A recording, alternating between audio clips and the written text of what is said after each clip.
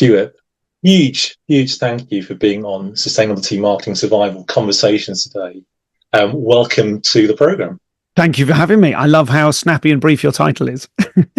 You just thought someone in branding and marketing would have actually thought about that a bit more consciously, but I haven't, unfortunately. Oh, not at all. I find there's a kind of vogue, or maybe it was a vogue 5 or 10 years ago. There was a vogue a little while ago of like books, self-help books and podcastings were all called stuff like un-F yourself and F this, how to win an argument and all the rest of it. So they're like, people went sort of super dynamic, and I'm excited that you've bucked that trend. Yeah, I will refer to it as conversation because it's just such a mouthful. But the whole idea is actually how can we help people with marketing to survive what they're going through at the moment. And what I found was interesting was your journey into sustainability. Can you elaborate on that a bit for me?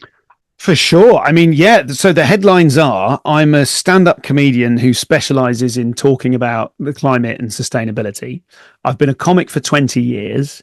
The last 5 of those I've been focused on the climate, and we can get into why. But yeah, and then the wider context is that I've never had a real job. I've never had a salary. Before I was a comic, I was a street performer at Covent Garden and other places for 10 years. And it's sort of preposterous that I've ended up doing the work I do now, which is a combination of public shows. So I'll be on tour later this year. I go to the Edinburgh Festival every year, and I do the comedy circuit, as it's called. And I would say 99% of the material I say on stage at all of those public shows has some interface with climate and sustainability. But I also do the majority of my work, and why I'm on LinkedIn is because I also do lots of work for corporate sustainability departments. And the reason for that, I mean, if I'm being casual about it, I sort of describe it as like, it's like corporate work for the good guys, which is true. I think the idea of corporate comedy is, understandably, it sort of feels a bit greasy in comedy circles.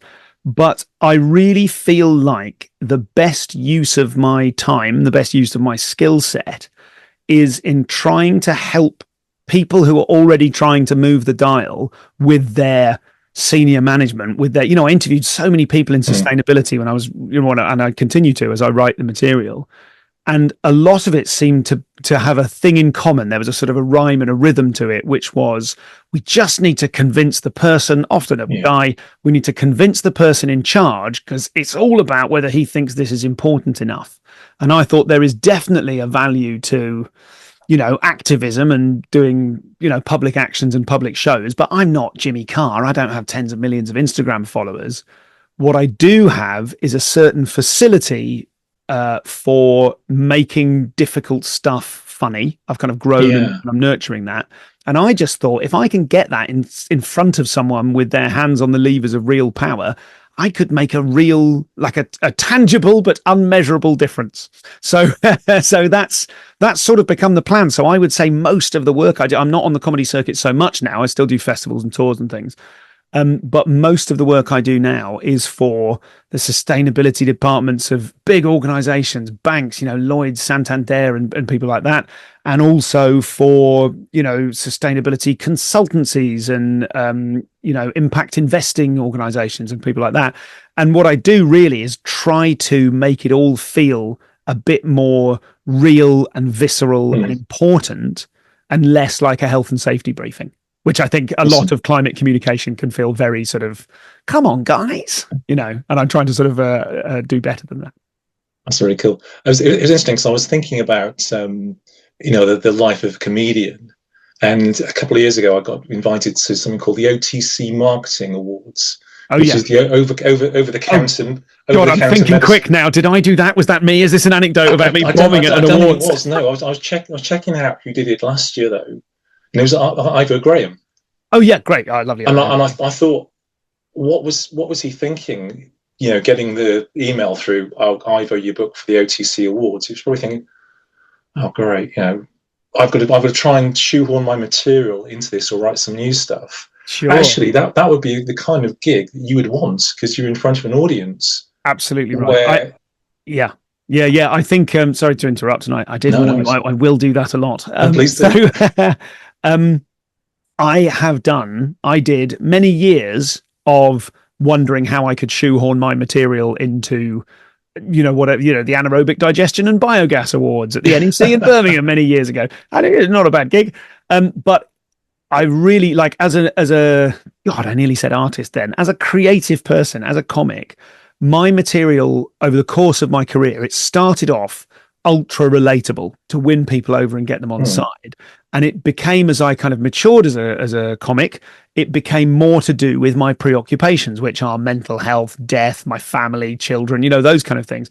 And those things are less appropriate for a corporate audience. And so I would find myself at some random awards ceremony or an after dinner thing or something, reaching back 10 years through the back catalogue to go, what's the stuff that used to just go off in front of everyone that is now less about me and the audience that I've cultivated and me kind of exploring artistic ideas. Yeah. And so I would often be in a situation where I was thinking, as you say, Ivo's a very professional person. I'm sure he's got bags of gear on marketing.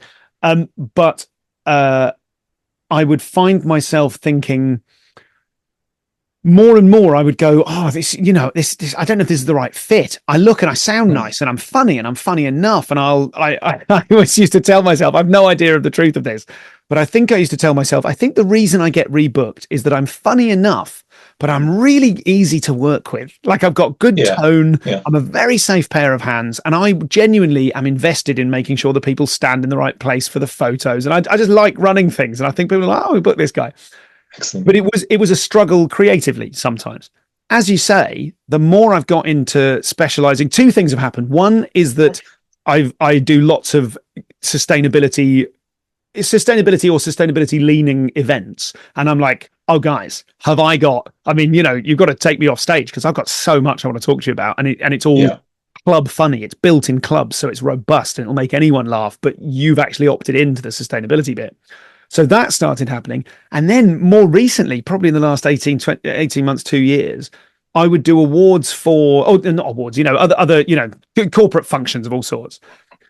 But they would be for disparate subjects such as marketing. And now my climate gear is all my best gear. So now I can very happy and adept at going on and going, so you've got me. Now, you may not know this, but what I do is the climate, lock the doors, and then I'll do my climate stuff. And because it's funny enough, it doesn't matter that isn't the focus of the awards because I've actually got a thing to say that's passionate and funny. And now let's hear it for newcomer of the whatever, you know what I mean, kind of thing. So it has made me, I think the work that I do in climate comedy has knit together knitted? Not sure. It's the confluence of so many of my preoccupations. It's all come together. It feels very ikigai. I'm sure you'll be familiar with the Japanese concept ikigai. It's something I care about, something the world needs, and something I can get paid for. And I'm like, bang, that's what I'm doing. It's also the perfect storm as well. So when I go and see a comedian or I see a routine on TV, I come away and I'm smiling, I'm laughing. But with you, there's something where I'm thinking about, hang on a minute. There's it comes with a important message as well. But the way you deliver it through comedy actually communicates to my emotions. And I think there's something very powerful within the way you tell stories in particular. Yeah, that you connect with the audience on a heart-to-heart level. And you're able to share, some horrendous truths that are going on. I hope so. And I think that, oh God, there's a bunch of things there. I think that it's first and foremost funny. If they're not laughing loads, then I have failed. I mean, there are sort of two metrics now. How good a climate communicator was I and how good a comic was I? And there are gigs where I'm like, well, that was tough. It was a tough gig. It wasn't funny as my usual standard, but I really said the important stuff and I think it affected people. But that's not the goal. The goal is very, very funny, and also people think a bit differently. Now, that's distinct, I think, from messaging. It isn't a funny lecture. I don't want people to go away thinking, cool, bloody hell, end of the decade, we've got to reduce our carbon emissions by 40%, but we're predicted a 10% rise. That's not the goal. The goal is funny, and they also start to think, the climate really does mean something to me. I learned this word today, and I'm going to use it as if I can see myself using it for the rest of my life. Salience. How important things are to someone. And that's the bit I had a meeting with someone who works in a government think tank researching what it is that gets people to care or not care about the climate. So it's like backed up by hard data. And I was having this brilliant meeting going, I do that already. Oh, I do that. Oh, I could do that more. Because that's the thing. That's the thing that I'm really excited about at the moment is the currency of comedy is salience. How important to this audience is this thing I'm talking about? So there have been times where I've wanted to go, here's some blunt messaging, here are some numbers.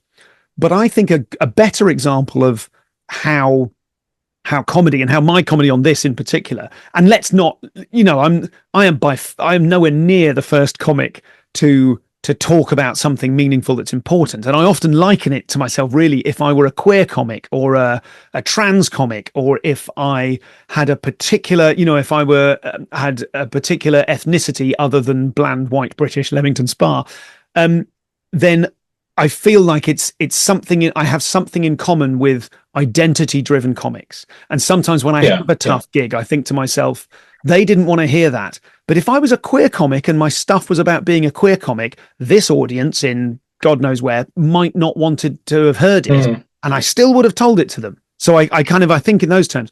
But I think the most effective messaging I do, or that I've heard, I've got no data on this, but no data on my specific work, but I've got some material about, for example, veganism, where I say to the audience, we know that if you're worried about the climate, one of the most important things you can do is be vegan. We know this, you've got to be vegan. I'm not, hard pass, but you have to be. And because I'm a non-vegan, extolling the virtues of veganism and talking about my failure to live up to them, despite the sense I can see it making in terms of agricultural land use, I don't know any other comic that's doing that. It's all either vegan comics telling you should be vegan or non-vegan comics making fun of vegans. And I'm a massive hypocrite. But I tried and I'm failing to be vegan, but here's why it's good. And people come up to me afterwards and say, that is the most I've ever considered turning vegan. And that's what I'm interested in, is trying to make people feel differently rather than teaching them a lesson. Yeah, I think that's one of your superpowers in terms of what you bring and how you deliver it, is actually you're talking to people where they actually are, rather than where they want to aspire to. I think missing, hang on a minute, I'm here as well. It's not just you, it's me. That is the big opportunity that I'm leveraging and that I think is available for other comics to talk about as well.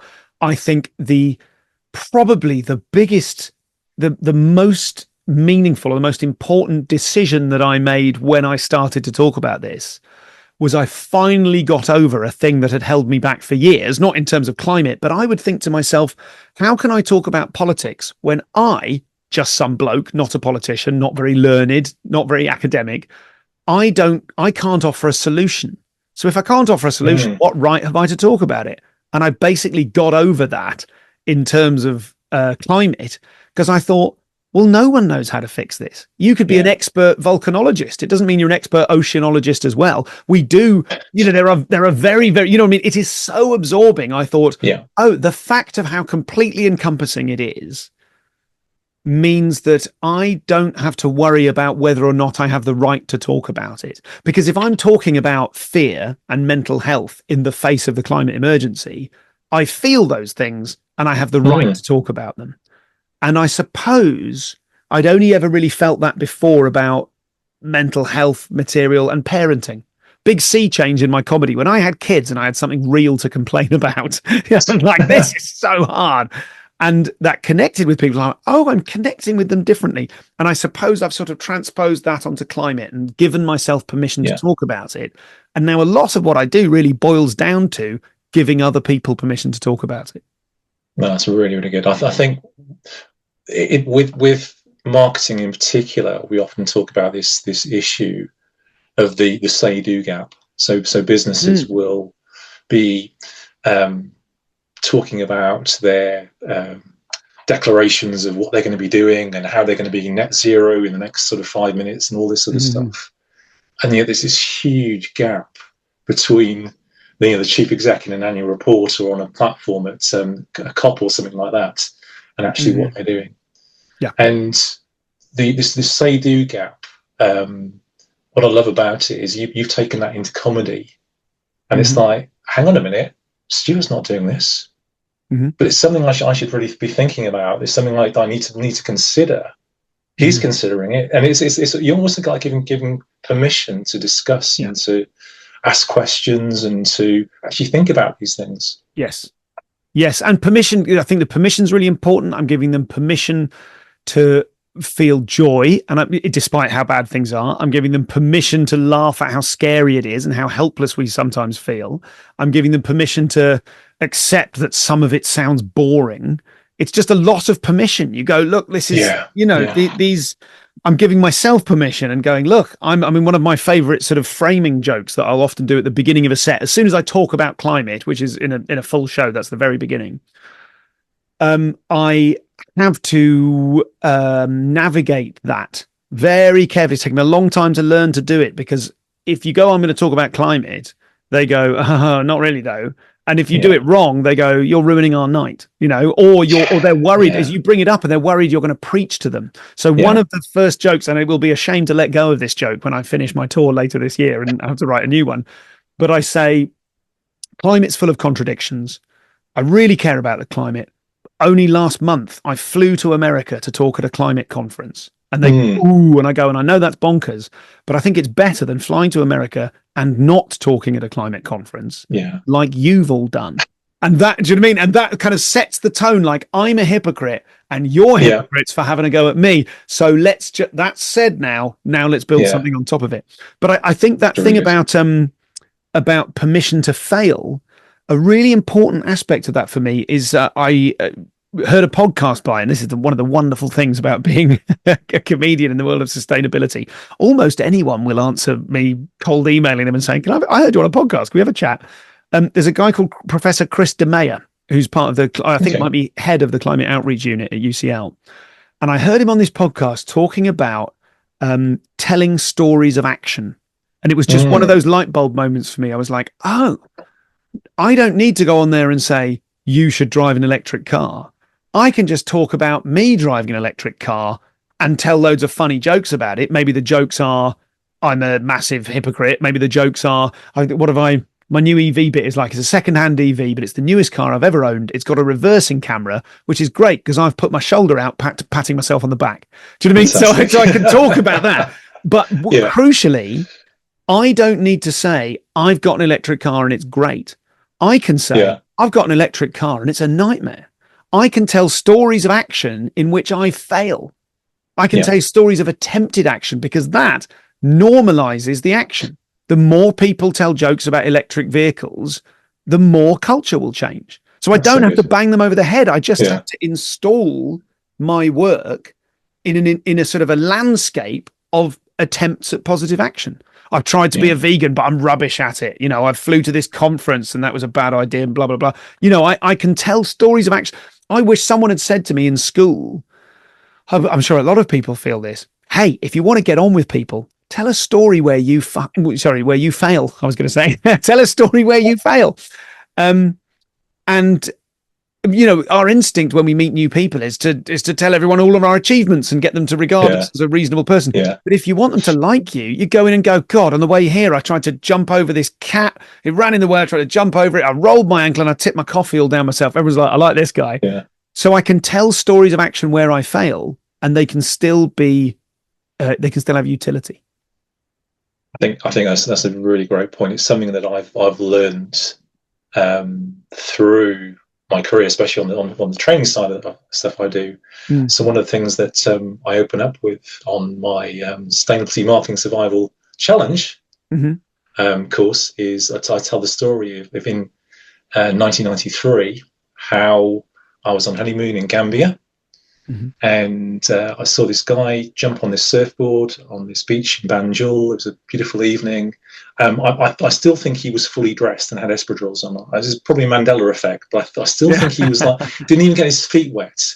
Jumped on this board, went out to the horizon. I thought, wow, gosh, that's cool.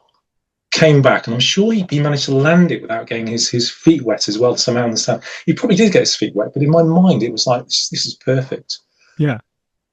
My thinking wasn't, wow, that took a lot of effort, and he was probably spending all his spare time training on that windsurf windsurfer some lake in the home counties somewhere throughout the winter and all that sort of stuff.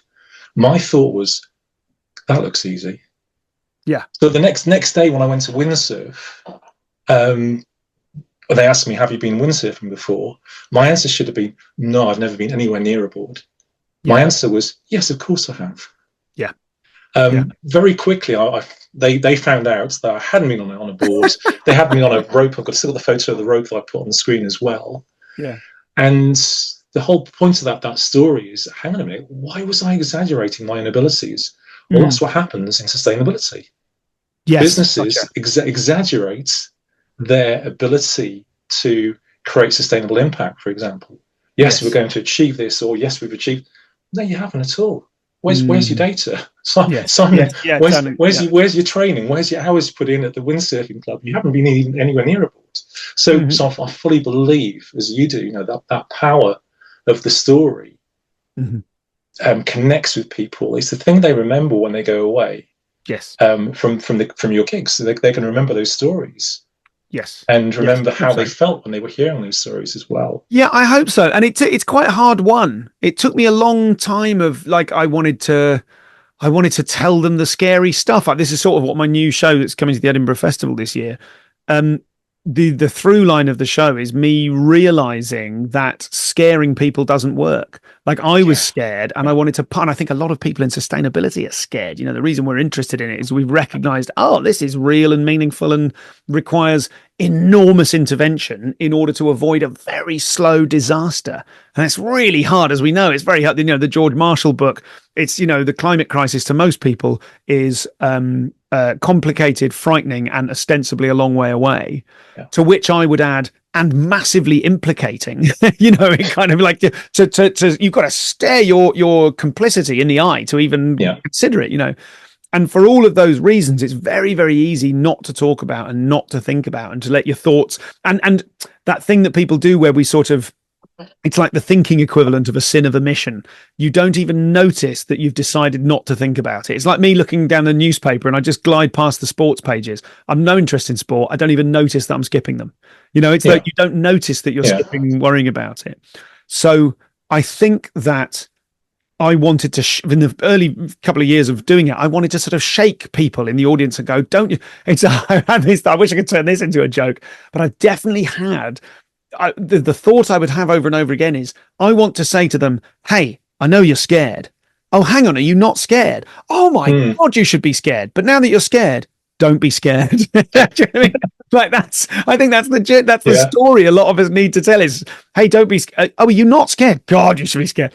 And I think what I've realized is there's no utility in fear. You can't be useful. I can't be useful if I'm scared. I can't be useful if I'm scaring them. And so I've sort of the climax of the show is me realizing I'm just not going to be scared anymore. It's pointless. I can't. We haven't got time to be scared. Yeah, and I think that's a differentiator in what you bring to the whole conversation as well. And dare I put the word hope in there?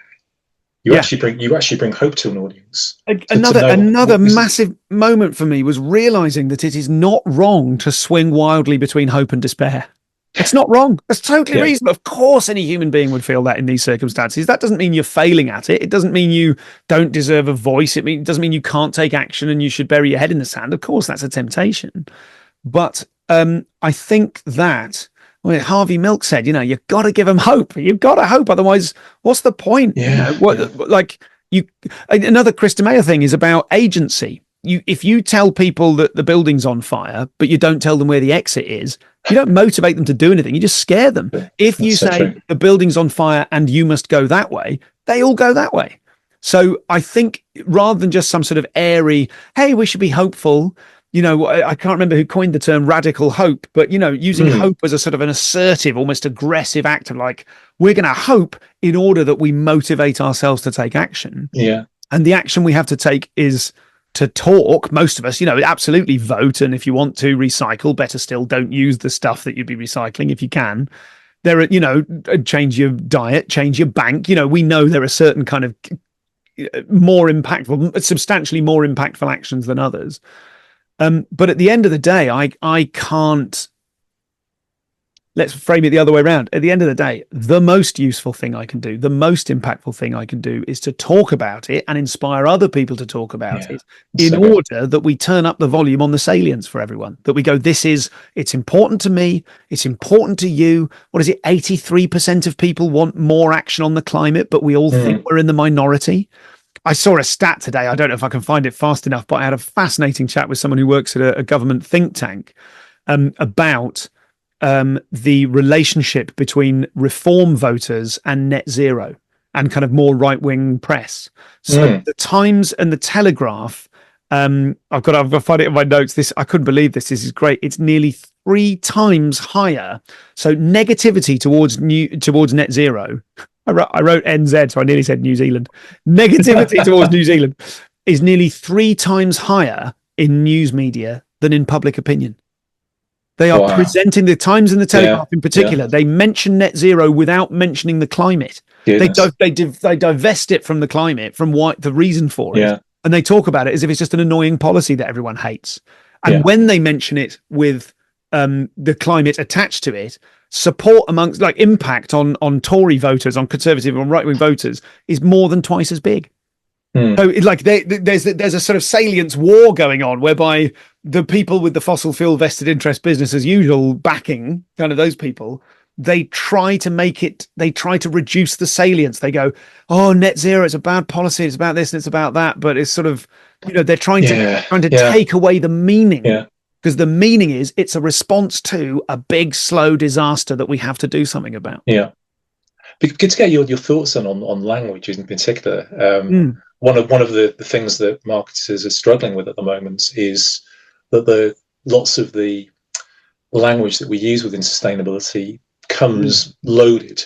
So even the word sustainability, if I'm using it, I'm aware that depending which lens people are looking through, there might be a net zero lens, it might be an emissions lens. They might be thinking about the SDGs. They might be thinking a wider sort of definition of sustainability, and they might be thinking, let's tick this tiresome box and get back to making money. Gosh, yes. Because the branding, the use of language is really important, and it is an ongoing struggle. I won't say a war, but it's a struggle between people who are motivated by ideology to deliberately tackle the terms, like the word woke.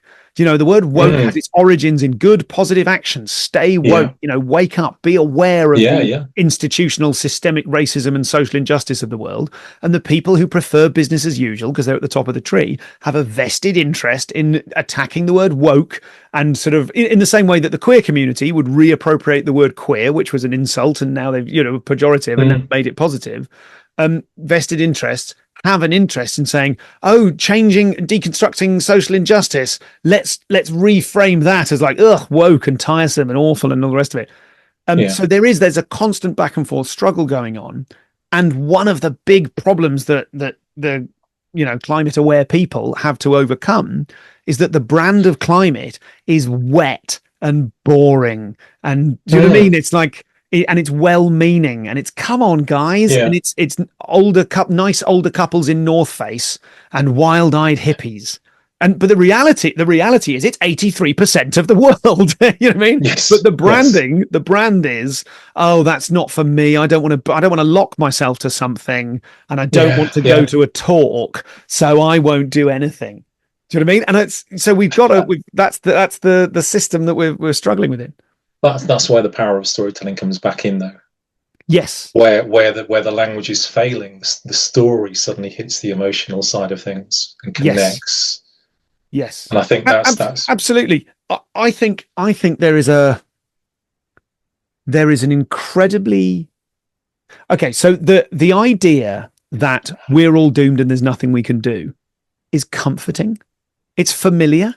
People feel it about AI, and they feel it about war, and they feel it about famine, and they feel it about government, and they feel it about local government. It's all as bad as each other. Oh, isn't it all a bloody mess? It's comforting. So it's easy to retreat to that on the climate and think, it's all, we're doomed. We're doomed. That's that. And the way to attack that, the way to reverse that, there are things that are comforting, ways of thinking which are comforting, which are positive. like nostalgia. So if we can use in the same way that, Farage and that lot will weaponize nostalgia and go, oh, this imaginary Britain from the 1950s where everything was cream teas and go all the rest of it. The climate movement can use nostalgia as well and say, and they do this brilliantly with have you seen the National Emergency Briefing? Not yet, no. This is so wonderful. I urge all of your listeners and viewers to watch it. In short, there's two things. The actual event itself was like a morning's worth, like a 3-hour session where 10 brilliant scientists spoke about the impact of forthcoming climate issues on a huge wide range of things that affect Britain and will affect people's lives in a material way. And then there's also this video, which you can't download, you can't watch it online. You have to attend or organize a screening, and you sort of do, they'll send you the stuff. And that's like a sort of Chris Packham presenting a Gogglebox style, members of the public and celebrities watching bits of it and then responding. And I think it's brilliant. But something they've done that's very, very clever is the fact of it being called National Emergency Briefing and the branding of it, the optics, which are sort of like the logo is a sort of white flag device on a black background. It's reminiscent of World War II. And it has a kind of keep calm and carry on, pull together, everyone together, we can beat it. As they say in an early moment in the video, in the film, they say, we don't need pandemic level response to this. We need World War II level response to it. And although I agree with that, I also think it's being said in a very smart way because it's appealing to nostalgia. Hey, Britain's plucky and we can do this. And that hopefully is cross, what's the phrase? Is it bipartisan? It cross-pollinates, reform voters as well feel proud to be British in a plucky little island. So if we can appeal to those things and go, take that pride and take that pluck and apply it to telling this story of a positive climate future where Britain leads the smaller polluters, this block of everyone, a lot of people go, oh, China, it's all about China and America and India. And you go, no, the biggest polluter is all of the rest of us apart from the big ones. And if we can lead all of the little polluters and go, look at what you can do, we could have a colossal effect. And then that would play into people's pride. And that's a comforting feeling as well. I think it's really, really strong, actually, because I'm seeing lots of incredible innovation out there at the moment around sustainability and especially around climate. Some of the startups that are now in existence looking to tackle these issues. And I was at a meeting this morning where someone I mentioned one of them to someone who was there, and he said, "Oh, let's hope that doesn't go overseas." And I said, well, it'd be good if it did go overseas because it would actually mean that other people are using that solution. And he said, "No, that's not. I don't mean that." He said, "We want to be famous for that in the UK." Yes, exactly. You want the technology. Lead the way. You want it to be Wallace and Gromit and Train Spotting and other British exports from 30 years ago. But exactly. Yeah.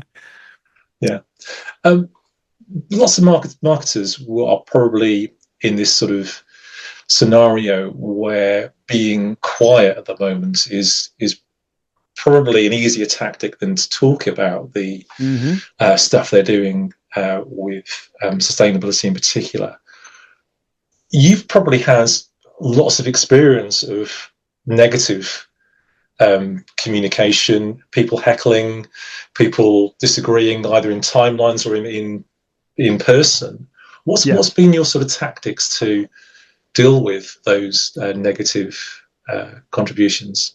To be perfectly frank, enjoying the privileges I do, which are that I'm a white male middle class guy in his 40s, I receive far less negative. I receive far less abuse than I had expected and that other people assumed. Okay. So with that in mind, I have had occasional hecklers. They're very much the exception rather than the rule. I've had occasional walkouts. What I'm trying to do is sort of be so funny that they laugh despite themselves. But I think the people that go to comedy clubs, or the comedy clubs that I play, I play nice art centres, and I might do a chicken in a basket commercial comedy club at the weekend, and that might be a slightly harder uphill climb. But what I don't tend to get is people standing up and booing and heckling, because I imagine you would need to be pretty entrenched to take the risk that you had a good point. More often, the sort of heckles I get are the heckles every comedian gets, is drunk people trying to join in exuberantly and messing it up. There's a difference with that situation when you look at social media videos, but I don't read any of the comments. I'm not interested at all in the comments. So I suppose the thing that we could synthesize from that is it's a bit fire and forget. I've got someone looking at them in case there's something useful, but none of that reaches me really. I just get nice notifications going, oh, this one's going off, as opposed to, oh, this one's sank without trace. There is suppression of climate information on a lot of social media platforms. And I think the reason for that I don't think it's Machiavellian. I think the reason for that is that most climate communication on social media is misinformation. So a lot of them suppress anything to do with climate, out of the goodness of their hearts in a way. But I think in terms of, the comments which are like, I don't believe in this, net zero is rubbish. I did a video that went quite well on Instagram about, my therapist becoming distressed when I shared my thread. Yes, I saw that. I'm really proud of that joke. Anyway. But there are some comments on that which are negative. It did well as a bit of climate comedy. And the thing we can synthesize is who cares? Who cares? They might be bots, and B, Phil Jupiter said, if you could see these people's handwriting, you wouldn't pay them a second thought. He meant, people who give you abuse online. There's something about Helvetica or whatever the font is that legitimizes an opinion. I'm just not worried about that. I haven't got time to be worried about that. And I am a very sort of precious little snowflake. I will get very anxious if I interact with it, and I'll feel, so I know that about myself, so I don't interact with it. Don't read the comments. And as I say, I started with, and I will return to, I have enormous privilege. Any female comedian, Nish Kumar says, they multiply, the factors multiply. If you are female and disabled and brown, they multiply the amount of, they're like vectors for how much abuse you get. And that is awful. Wow. I don't know how those brave, powerful women and brown people and whoever, I don't know how they do it, and I'm so impressed and admiring of their fortitude, because I would really struggle with that, and the reality is I haven't had to. So I massively checked my privilege at the beginning and the end of that statement, because yes, I assumed I would get a lot more flack for doing climate stuff than I do. Yeah, and coming on to sort of, you talk about comments and stuff, you're probably the only comedian I know who's actually rocking LinkedIn. It seems to be a platform that's incredible for you. Keep it to yourself. I don't want the other comedians to know. I will say I'm one of the only comedians I know who actively seeks out corporate work. And I think the reason for that is, as I said at the beginning, corporate work feels a bit greasy. I'm not, if I was, a comedian talking about almost anything, I'm not going to be tracking down the, God knows what, Paddy Power and going, hey, can I do your awards? Because I work in sustainability and I'm passionate. Oh God, I just said that out loud. I work in sustainability. I do. Fantastic. Now. I really think I do, actually. Yeah, you do. With all of the benefits that comes with. Because those are my target clients. I like them. I'm interested in what they have to say. I want to participate in conversations. The other great thing about LinkedIn is it's real people. So it's social media without anonymous accounts. Oh God, isn't it so much better? Obviously it's worse in other ways. I'm so honored to share my so-and-so. It's very tedious, but from my perspective, it's a blue ocean. It's not a red ocean. Stand-up's a red ocean. Instagram's a red ocean. It's all teeth and claws and fins. And LinkedIn is a relatively, I'm not by far not the only comedian. There's brilliant Ken Cheng doing these wonderful kind of ludicrous state of LinkedIn type posts. But I think that I just think it connects me to a conversation that I enjoy participating in. Yeah.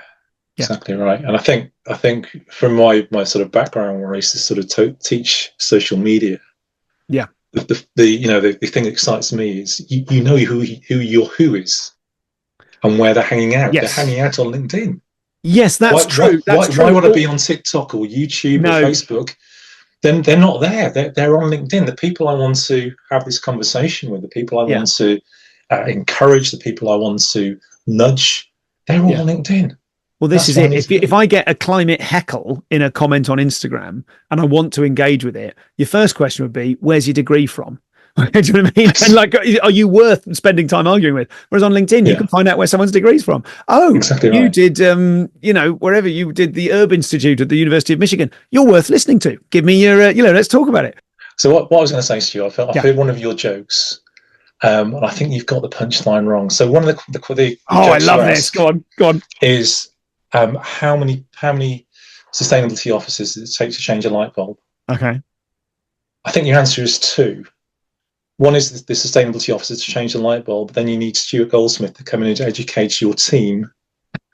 Please sign up at the information in the show notes. There is a limit to how much I can wedge a joke about getting me a gig into my material. I tell you, I don't think I've ever done this one on LinkedIn, but often at a live show, especially if it's a kind of corporate live show or a conference where there'll be lots of potential targets in. I do enjoy saying to them, I'll burn this on your show, but don't clip this one up. Okay, this is just for the long form.